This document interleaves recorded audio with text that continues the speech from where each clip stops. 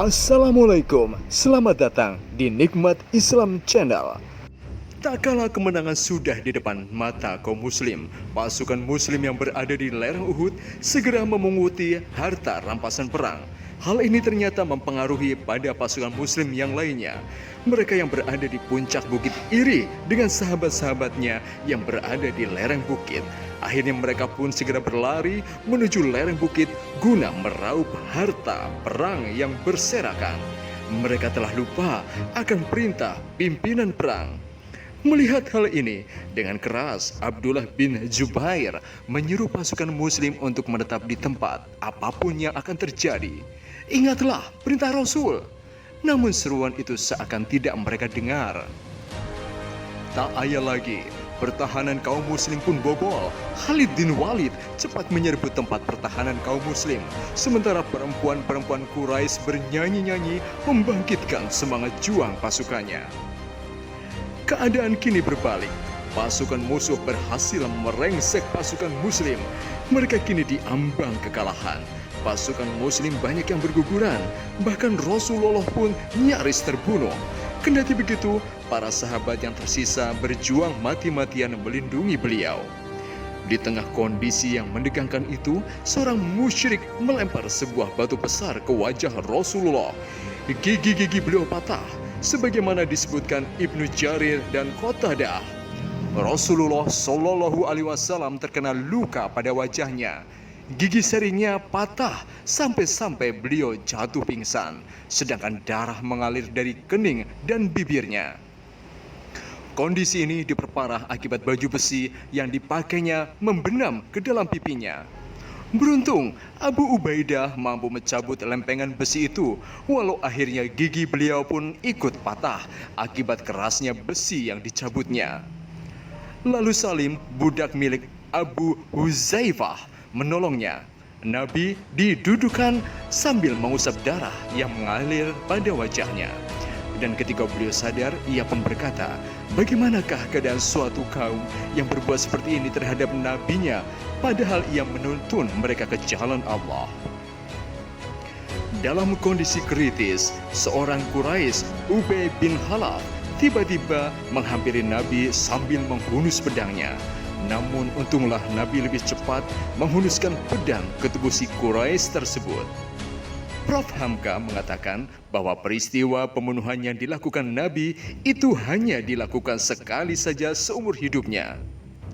Meski luka, Rasulullah belum diperban. Beliau terus berusaha mengumpulkan pasukan muslim yang tercerai-berai. Untuk kesekian kalinya, pasukan musyrik terus merangsek. Padahal kondisi kaum muslim sudah sangat lelah. Pun begitu, semangat mereka tetap berkobar. Sebaliknya kondisi pasukan musuh kelelahan. Mereka bahkan heran dengan kaum muslim yang walaupun jumlahnya sedikit, namun sulit dihancurkan. Akibatnya, mereka akhirnya memutuskan kembali ke Mekah. Begitu tahu pasukan muslim nyaris kalah dan diketahui di antara mereka telah ada yang terbunuh sebanyak 70 orang, Abdullah bin Ubay dan pengikutnya yang mundur itu mengatakan bahwa tindakan dan putusan mereka tidak salah. Namun dalam hal ini, pertolongan Allah atas kaum muslim pada perang Badar terjadi lagi. Betapapun kaum muslim berperang dengan persiapan dan perlengkapan perang seadanya, namun sedikitnya kemenangan bisa diraih. Kondisi demikian digambarkan Allah dalam firman-Nya. Tak ada sedikit pun campur tanganmu dalam urusan mereka itu, atau Allah menerima tobat mereka, atau mengazab mereka, karena sesungguhnya mereka itu orang-orang yang zalim. Keputusan Allah lah yang ada di langit dan apa yang ada di bumi. Dia memberi ampun kepada siapa yang Dia kehendaki, dan Dia menyiksa siapa yang Dia kehendaki. Dan Allah Maha Pengampun lagi Maha Penyayang. Quran Surat Al-Imran ayat 128-129. Sementara itu, sahabat-sahabat yang masih setia bersama Nabi untuk berperang digambarkan Allah dalam firman-Nya.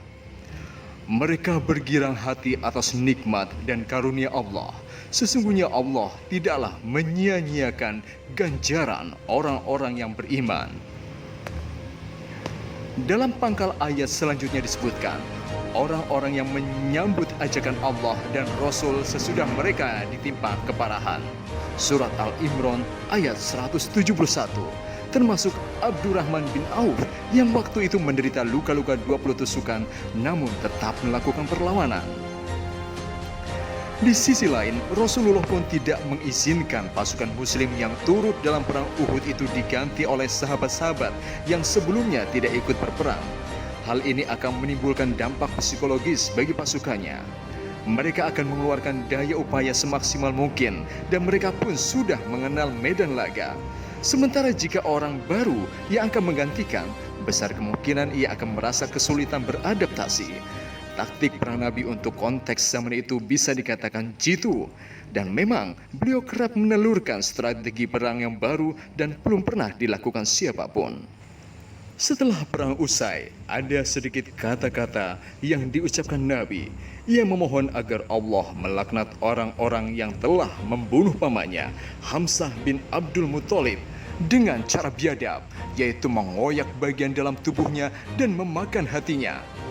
Menurut akal sehat kita, permohonan itu sangatlah wajar. Bagaimana tidak? Bagaimana bisa manusia membunuh orang yang sudah mati terbunuh? Hindun, istri Abu Sufyan, jelas-jelas telah mengetahui Hamzah mati terbunuh. Namun karena kedengkiannya yang teramat sangat, ia tega membeset perut Hamzah untuk kemudian memburaikan isi perut dan memakan hatinya. Namun, tidaklah suatu jua pun hak bagimu. Apakah Allah hendak menerima taubat mereka ataupun tidak? Hendak mengazab mereka lantaran mereka adalah orang-orang yang zalim. Surat Al-Imran ayat 128. Demikianlah Allah menegur sikap Nabi. Sejarah mencatat, hanya inilah kata-kata yang agak kurang berkenan yang keluar dari mulut Rasul. Bahkan sejarah pun mencatat, baik Abu Sufyan dan istrinya Hindun serta Wahsy, budak Habsyi yang membunuh Hamzah pada akhirnya masuk Islam. Perang ini memang tidak dimenangkan kaum muslim, namun mereka juga tidak kalah. Karena pasukan musuh pulang dengan tangan hampa, mereka tidak berhasil menghancurkan pasukan muslim. Wallahu alam bisawab. Semoga kita bisa memetik hikmah dan pelajaran dari kisah ini. Demikian kisah perjuangan Nabi besar Muhammad Sallallahu Alaihi Wasallam dalam sejarah perang Badar dan Uhud.